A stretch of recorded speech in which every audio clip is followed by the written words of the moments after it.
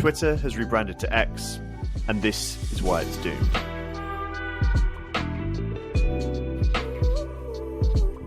So today, in this video, I'm going to be talking about Twitter's extremely controversial rebranding to X. I'm going to be going through what they were thinking, what they maybe weren't thinking, and why this could really spell the end. So, X. It is an interesting decision. It has seemingly come out of absolutely nowhere, and no one really knows what to do with this information. Twitter has been going since, I think, kind of 2006, 2007. It's been embedded in the fabric of social media. It has invented maybe more social vernacular than any other platform. It's important to remember that hashtags were invented by Twitter, handles were invented by Twitter, trending was invented by Twitter. So much of what we take for granted on social media is because of Twitter, and that vernacular is embedded into how people talk about social media. And to simply uproot that and to change that with seemingly no notice whatsoever. I mean, this happened over the course of a weekend, and is symptomatic of how Elon Musk seems to be running Twitter, seems to be running X. So changing all of that, changing the name, changing the branding, changing the colors, changing the identity, this couldn't have come at a worse time for Twitter. And you only need to look a few weeks back to see why, because Meta, its biggest competitor and biggest rival, and has been for nearly a decade now, has come along and invented a really credible competitor to Twitter in Threads.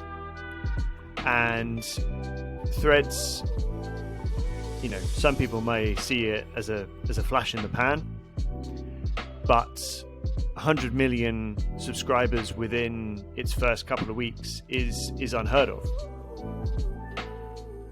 And Twitter need to be really worried about this, because Meta have a very, very strong, consistent and routine history of taking their competition, creating either identical or replica platforms, either new ones or within their existing platforms. So they did it with Reels to compete with TikTok. They did it with Stories to compete with Snapchat. And they have finally done it for Twitter. And this is a big, big problem. So to not only rebrand at a time when your brand is most under threat from your biggest competitor, to rebrand in the way that they have done is just bonkers. And it's symptomatic of how Elon Musk is running Twitter, and is potentially going to run it into the ground. And Elon, for some people, was Twitter's savior. For others, he is the harbinger of doom.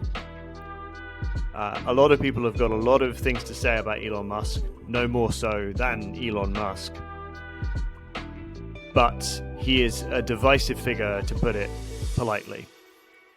So for him to come along with all of the redundancies, the culture change, the sleeping in the office, the rambling kind of tweets at 4 a.m., the Twitter spats he's been getting into with past employees, all of this is really problematic.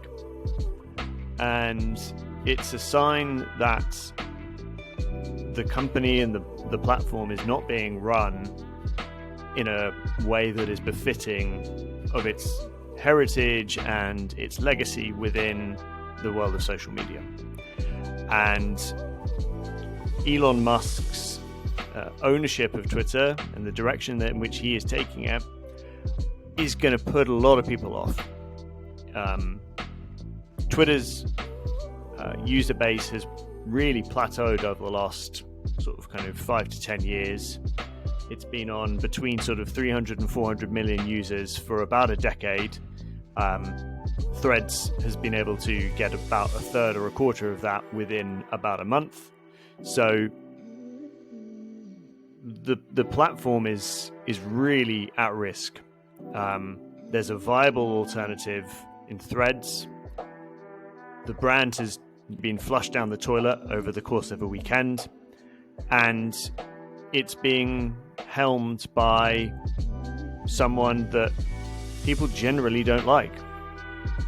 So yeah, Twitter is in real trouble, and if I worked there, if I had stocks in it, if I used the platform, I would be really thinking about what my relationship with Twitter is and whether or not it's worth it.